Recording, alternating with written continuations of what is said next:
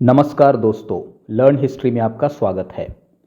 आज के इस वीडियो में बात करेंगे स्वराज्य रक्षक छत्रपति संभाजी महाराज की पत्नी महारानी येसुबाई के बारे में।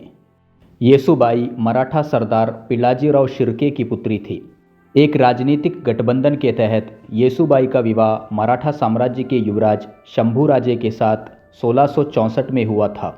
1681 में जब शंभूराजे छत्रपति बने तब येसुबाई मराठा साम्राज्य की महारानी बनी। महारानी के तौर में येसुबाई ने अपने कर्तव्यों का श्रद्धापूर्वक निर्वहन किया। छत्रपति संभाजी महाराज उन्हें अपने प्रिय मित्र की तरह मानते थे। छत्रपति संभाजी महाराज ने महारानी येसुबाई के नाम पर मोहर भी बनवाया। महारानी येसुबाई मराठा साम्राज्य में कोई भी स्वतंत्र निर्णय ले सकती थी। छत्रपति संभाजी महाराज के शासनकाल में महारानी येसुबाई ने साम्राज्य संचालन में संभाजी महाराज का भरपूर साथ दिया।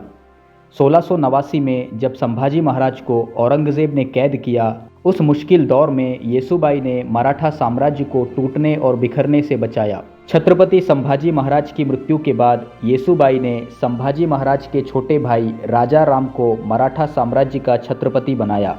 मुगलों ने रायगढ़ को अपने कब्जे में लेने के लिए रायगढ़ पर आक्रमण किया, परंतु येसुबाई इतनी आसानी से रायगढ़ मुगलों को देने वाली नहीं थी।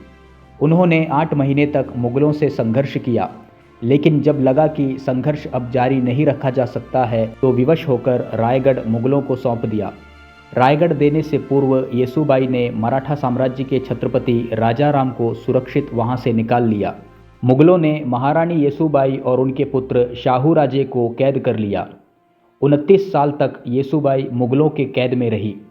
1707 में औरंगजेब के मृत्यु के बाद मुगल बादशाह बहादुर शाह प्रथम ने शाहू जी को कैद से मुक्ति दे दिया, परंतु येसुबाई अभी भी मुगल कैद में थी। 1707 में बालाजी विश्वनाथ और धनाजी जाधव के मदद से शाहू जी मराठा साम्राज्य के चौथे छत्रपति बने।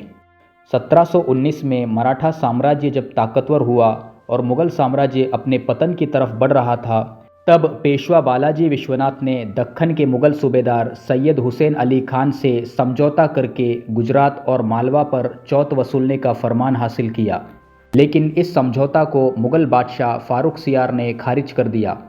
तब पेशवा बालाजी विश्वनाथ शाहू महाराज की आज्ञा से 60,000 की फौज लेकर दिल्ली गए। मराठों की आने की खबर से बादशाह भाग गया और दिल्ली पर मराठों का अधिकार हुआ। बालाजी विश्वनाथ ने और सैयद हुसैन अली खान ने रफ़ी उल दर्जत को बादशाह बनाया। पेशवा बालाजी विश्वनाथ ने आदरपूर्वक महारानी येसुबाई को मुगल कैद से निकालकर छत्रपति शाहू महाराज के पास ले गए। 29 साल तक अपने वतन से दूर रहने के बाद राजमाता येसुबाई वापस महाराष्ट्र लौटी और फिर मराठा साम्राज्य के राजमाता के तौर पर अपना जीवन बिताया। 1730 में राजमाता येसुबाई का निधन हुआ।